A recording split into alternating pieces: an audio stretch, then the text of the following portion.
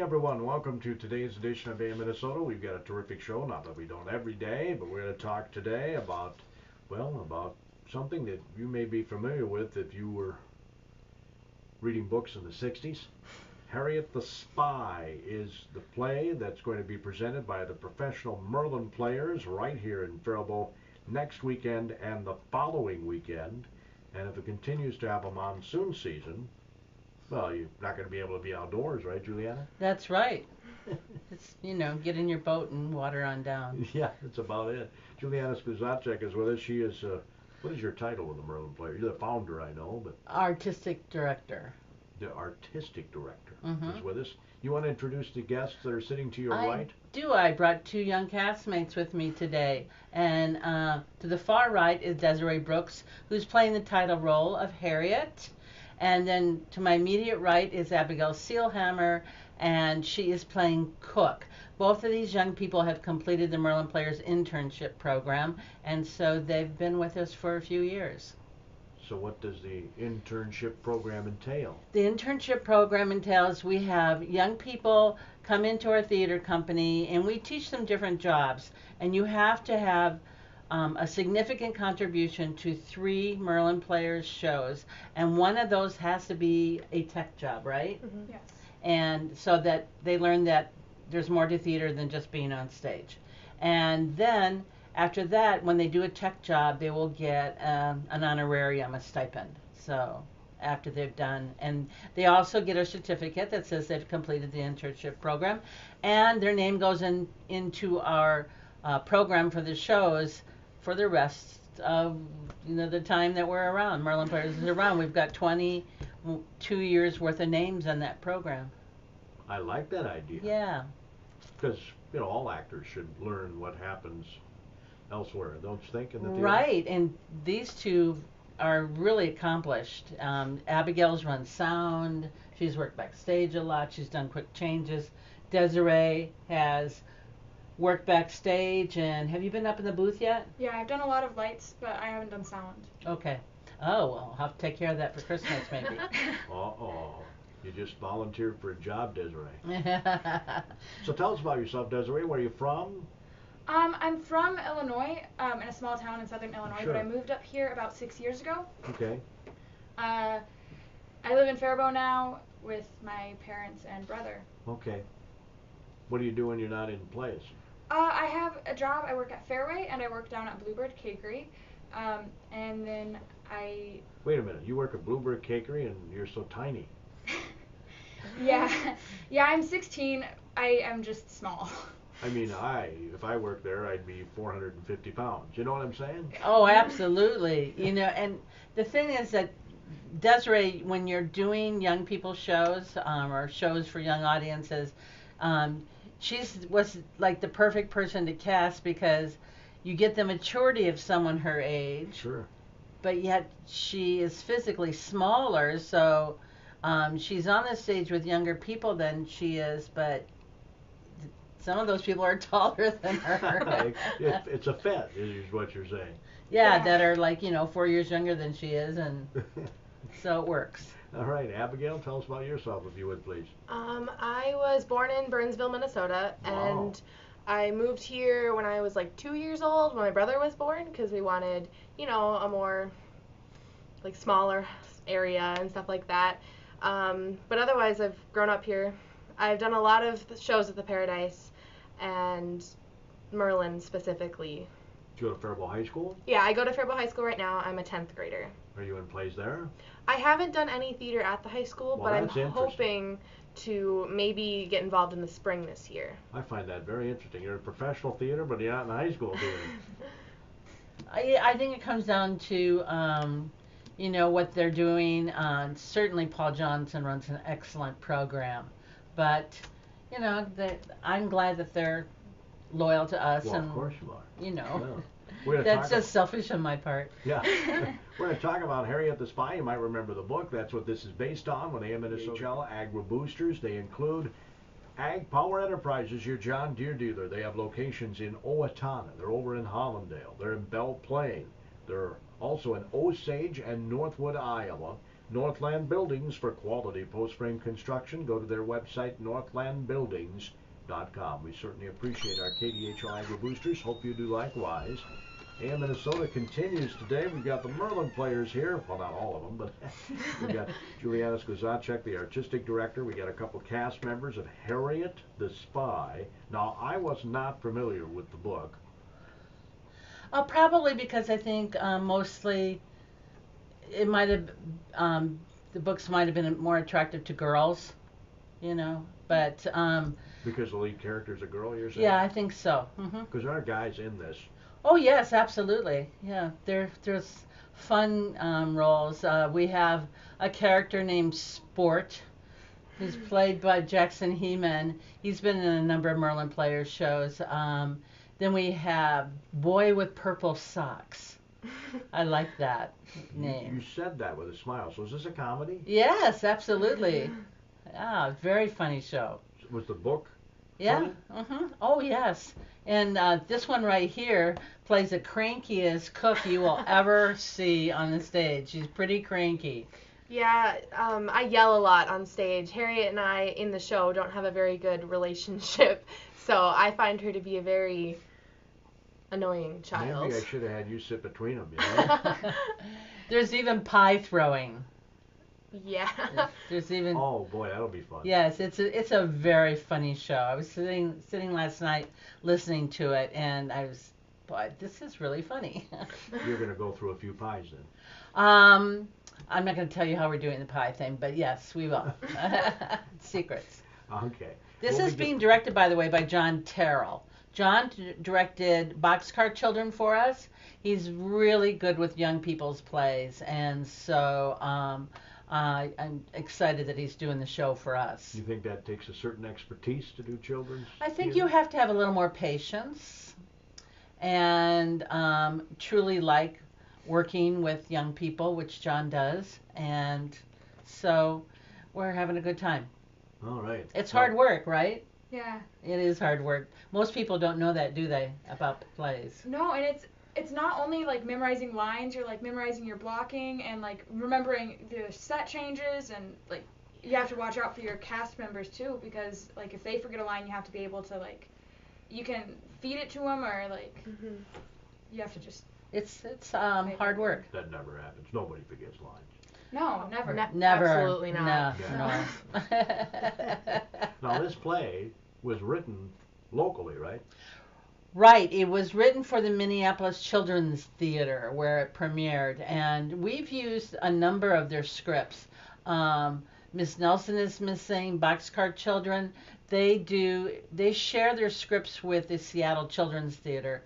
And the Minneapolis Children's Theater, of course, has national acclaim. They've even gotten a Tony Award. And they just have high quality work and scripts. And so I like going to their library and just seeing what they've got that we could do.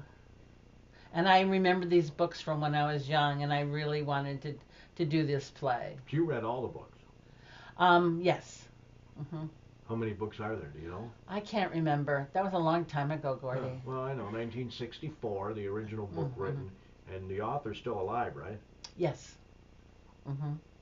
But Harriet is spirited and sassy, Yeah. and I think probably qualities that hadn't really been written about when it came to Sure. young female characters. Yeah, I read where Harriet wore sneakers, which didn't happen either back Right. in the mid-60s. Well, I remember my older sister, she's 5 years older than me, when she went to school, there were no pants worn at school. They had to wear a dress or a skirt. Yeah. Things started to change in, 66, 60, well, about 67, 68, I think. So. And our school was like the early 70s. Oh, and so everyone was wearing pants. Well, before they started going to pants. You could wear it to school if it was cold in the winter, but that pants had to go in your locker. You had to be wearing a skirt underneath, that sort of thing. Minnesota. Yeah, I can imagine 30 below zero. Here, we want you to go with your nylons on in your skirt to school. Yeah. It's 15 below. Go walk. Yeah. Anyway, Harriet the Spy. So I know you don't want to give away the whole script, obviously, Mhm. but it is based on the book. Is it loosely based, or is it? It's pretty exact. It is very fun. She has lots of adventures. She has you have a special spy outfit that she puts on. I do. I have a long part where I even just describe it. So that's it really gets in depth there. Do we find out why Harriet became a spy? Yes, kind of. Well, I think it has to do with the fact that she's an only child. She has a great imagination, and she is supported in letting that imagination develop by her nanny, Old Golly, wonderfully played by Stephanie Weiss. And That's who Rosie O'Donnell played in. She played Old Yeah. Golly. Yeah, they Yes. did a movie in 1996. It's just Stephanie is so funny, and their scenes together are great. And so, she, I think, is looking for something to make herself feel special. Would you agree with that? I would agree, and I think Old Golly is even more like a mom character to Harriet. So it's really something special that she supports her in that way. Yeah, the description of the play on your website says that Old Golly teaches her lessons in life. Yes, she does. Yes. Because Harriet, being, just who she is, 12 years old, and doesn't always make the best decisions, she's, Old Golly has to look over her and, try to mentor her into adulthood. Is it hard to play an 11-year-old? Sometimes. Or 12-year-old? Yeah, sometimes. Even as a 12-year-old, I was very different from Harriet, but I like know people who aren't as different, so I kind of just try and look at them and try and pretend to be like them more. So. Do you like outside of the box kind of roles? Yeah, it really challenges my skills and like lets me grow as an actor. So. Yeah, I would think that would be cool to play Yeah. somebody totally different from you. I don't know. Desiree's kind of sassy, though. Yeah. So's this one over here. It's a nice sassy, right? Absolutely. Not a bad sassy, but a nice sassy. A nice sassy, yes, Always, yeah. absolutely. So tell us about your character, the cook. So my character she has a very different home life from when she's with Harriet. It goes into it in the show as to like her home, like at home, it just is kind of a bummer.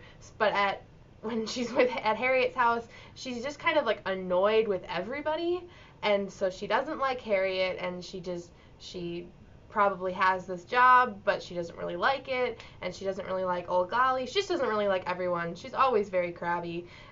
And I think what you said with the playing a role that's very different than you, that's kind of where I am, because I am not a very angry person, and you'll see when I'm on stage, I'm almost yelling all of the time, yelling about different things and yelling at Harriet for doing this, and that's different from what I have ever played in the past. I generally seem to play like the mom character that's like the loving and nurturing, and this one is just very opposite of that. I don't care one dime for Harriet at all, and so I just feed her so I can get paid. Jen Abigail Seahammer is with us. Desiree Brooks is with us as well on AM Minnesota program today, as they're in Harriet the Spy with the Merlin Players. Did you read the book, ladies? I didn't read the book growing up, but there were a couple different renditions of the movie. I know there was one done by Disney. There might have been two, but they were on TV all the time, so I did watch the movie, so I knew the story growing up. So you're somewhat familiar with it? Yeah. I did read the books when I was in like 2nd grade, 3rd grade. Not enough that I like remember a lot from it. So like going into the show, I wasn't like, oh, I remember this from the book. But I did really like it as a younger girl. So. And obviously it affected you, Juliana, because you wanted to do this. I know. Harriet was everything I always wanted to be. So, in terms of just being outside the box and being able to be more sassy, and I just thought she was a great character that you could imagine yourself being Harriet and sneaking around the neighborhood and spying on people, and she comes from a wealthy family, so her parents aren't around a lot. They do a lot of social things, and so she's really been raised by old Golly, her nanny, and somewhat by the cook, and so. You should have seen the look the cook was giving. But the story is really, really funny. There's lots of characters in her that she keeps an eye on. The DeSanti family owns a local grocery store, and they're Italian, and they're quite colorful. And then there's also Mr. Mr. Harrison Withers. He is he's a crazy cat guy Who plays the saxophone. Yeah. And then there's Mrs. Agatha K. Plummer, who's kind of she's an older character who her maid Nadine takes care of her, and it's almost a parallel to Cook and like Old Golly, you know, how they bounce off each other, except it's a little different because the one who's being taken care of is the very, very grouchy one. Mrs. Plummer is very prestigious, I would say. But. Yeah, and she gets to spend some time in a dumbwaiter that we built specifically for her. So you were limited in picking that one character because they had to be able to play the saxophone. Somewhat, yeah. I'm not telling you all our secrets. Actually, I should. That's okay. We have a local young man who wrote us specific music for the show. Oh, cool. Sam. Dwyer? Sam Dwyer, Yeah. yes. Samuel Temple's on the show. This is probably like Samuel's 8th show with the Merlin Players, and he does the show on FCTV. Right, the history. The history thing. Yeah. With Sam Dwyer, and Sam is a musician, and he wrote us specific saxophone music for the show. Oh, that's cool. I know, it's really fun, original stuff. So. Speaking of original stuff, I don't mean to digress here because we want to talk about Harriet the Spy, obviously, and we want to give away some tickets here momentarily, right? But I saw on your website you've got a terrific Christmas play coming up that was written by Michael Lambert, hometown boy. That was so awesome to see that. That's cool. Yeah, we're doing a show at Christmas called Wrapped in Love and Glory, and it's the story of the women in Faribault who worked at the woolen mills during World War II making blankets for GIs overseas fighting. And it's blended in with music of the time, Doug Matto on keyboards and as music director, and we have auditions coming up for that. So September, when do we close? I'm not going to tell you. Okay.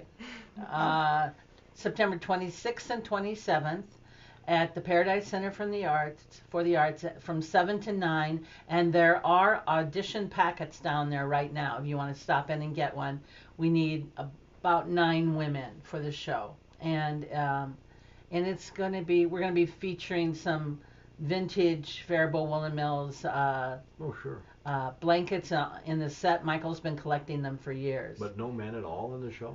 There are a couple of men, but what we're doing is Michael has taken a lot of time to accumulate some letters home from people who had their fathers or their grandparents' letters home, and we're weaving them into the story, but those characters are going to be on film only. It's going to look like an old newsreel. Oh, cool. Yeah. So it's a wonderful, wonderful play. I'm so proud of the work that he's done. He worked really hard on it, did a lot of homework. So come on out and audition. That sounds like a terrific production. Yeah, I think so. And this is the beginning of our 22nd season. We're opening up now with Harriet the Spy, opening September 16th. And we, as always, we have food and a little beverage on opening night and after the show. So, come along and celebrate with us. That's next Friday, 1 week from today. Correct. How can people get tickets? They can call the Paradise Center for the Arts during its box office hours. It opens at noon today, and that's 332-7372. They're open till 5. It's open till 5, and then tomorrow will be open from noon to 5. Closed on Sundays and Mondays, and then starting in again next Tuesday at noon. So And they're open until 8 on Thursdays, right? correct. And you sell tickets like an hour before each performance? Yes. So How do you think this will do? I think it'll do great.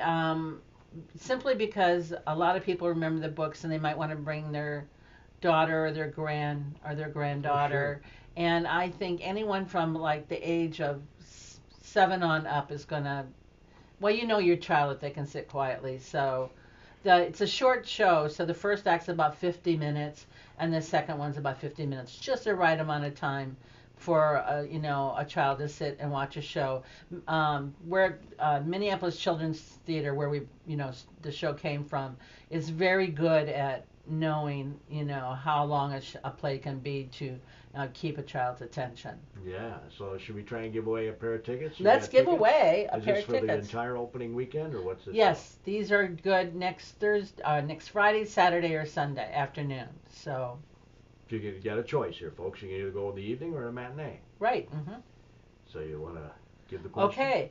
So. The first person to call us, by the way, with their answer will receive the tickets. You have a pair here? I do. A pair of tickets. The number to call is I don't know, Gordy. Don't look at me. 334-0061. I don't call myself very often. Okay. We want to know, we've talked a little bit about where the play came from, what theater company in the Twin Cities, what's the name of the theater company. And we've said it many times. Yeah. So, call in and let us know. So, Awesome. there we go. Yeah, looking forward to that Christmas play, though. Oh, Coming up. I think the whole season's great. You can still get a season ticket. You can go to the merlinplayers.org, download our brochure. The season ticket is only $54. For how many plays? 4 plays. And it's very reasonable. Boy, is that ever. Yeah, and next March we're doing Calendar Girls, which is based on the movie. And it's a delightful script, and I'm really excited to be doing that show. So is Neil Sedaka going to sing the theme song for you? I don't think so, but you just gave me a great idea. He did Calendar Girl, didn't Yeah, absolutely. And then next summer we're doing Cabaret, the musical. So it's a great season. And like I said, it's only $54 for that season ticket, which gets you first grab. You can order your tickets a week before they're open to the public. And also you'll save $8 if you were to come to each show. Harriet definitely is the lead in this, right? I am, yeah. Desiree, have you done lead parts before? My first show ever was when I was in 7th grade. I played Rebecca in Our Town at my school up at VA. Okay. And that was really fun. That was more of a secondary character, but I think my biggest role aside from this one was actually just this past December, but it was with the Paradise. It was for Best Christmas Pageant Ever, and I played Imogene. Another sassy character. Oh, Are you man. getting typecast? I think so. I told people when I played Imogene, I was like, Mom, I'm playing Imogene. And she's like, oh, who's that? I was like, oh, she's a little meaner, kind of sassy. And Mom goes, oh, so they cast you as yourself? Wow, that wasn't very nice at all. She's not mean. Not mean at all. So I would really encourage people of all ages to come see the show because it's very entertaining. It's very funny. And one of the things I love about the show is that we somehow cajoled some excellent adult actors as well. The young people are amazing, but to get these really quality adults to sign on and say, yeah, I'll do that young person's show with you. It's just been terrific. So we have Tim Abraham, who's in the show, playing Mr. Withers with the cats. Deb Clark from Northfield, who's playing the crazy Mrs. DeSanti. And Allison Bouchot is another high schooler, along with Nolan Vicla and Samuel Temple and William McIntyre that are in the show. and a lot as well as Abigail sitting to my right here. And then also we've got in the show Carol Vikla from town and Larry Tolley from Northfield, who's playing Old Golly's love interest. And it's a very sweet romance. You know, Old Golly's older, and you know, and she's come to a time in her life where all of a sudden love has come into her life, which is it's a really nice side subplot that's going on. And then also Noel Miller. I think people might be familiar with her in town. She's done a bunch of stuff with us as well. Who plays two roles in the show, and she's very different. She even has different voices. So Yeah, she does both roles really great. yeah, So. she's funny. She's very funny. Gotta be hard to remember who you are if you have two roles. Well, she'll hopefully have the right wig on. Yeah. There you go. How's the set in this? Where is this set? The set, it's Harriet lives in New York City, but we have what's called a unit set, so it can be many, many different things. Audrey Sand, who is a friend of mine, painted this set, and what we did was for the interior scenes, there are walls, but they had to work outside as well, and so it's basically when you're inside it looks like wallpaper, but when you're outside it looks like vines on the house. Sounds interesting. Yeah, she did a great job. I really like it. And we have Harriet's room upstairs, so that she spends a lot of time in. You never go to Central Park? No, not in this play. Not in the script, at least. I might pass through there, but. And there's some school scenes because the school, her classmates are wonderful as well, and so they're being played by Isabella Bachman, Allison Kallstrom, Isabella Clausen, Caroline Drenth, Thomas Drenth, Carly Flom, Giovanni Giacomini, Amelia Gettle, Jackson Heeman, and I can't forget to mention Faith Jameson, who plays the ditziest dance teacher you have ever seen. She is so funny, isn't she? She plays the spot so well. It is hilarious. Wow. So guys would like this too. I think so. Yeah, come on along. Bring your kids with you and have a family night. Laugh. Laugh. Absolutely. Yes. Definitely, yes. Yeah, we need to do a little of that right now, don't we? Face will hurt a little bit. Laugh. Yeah. Well, the weather outside, you can't help but laugh. I know. Thanks, Juliana. Appreciate it. Yeah, you're welcome. It's always great to come see you. So everybody come join us for our 22nd season. Yes, Abigail and Desiree, nice meeting you both. Yeah, Couple nice of pretty meeting you names too. there. You're in tune to KDHL AM, Faribault, Minnesota.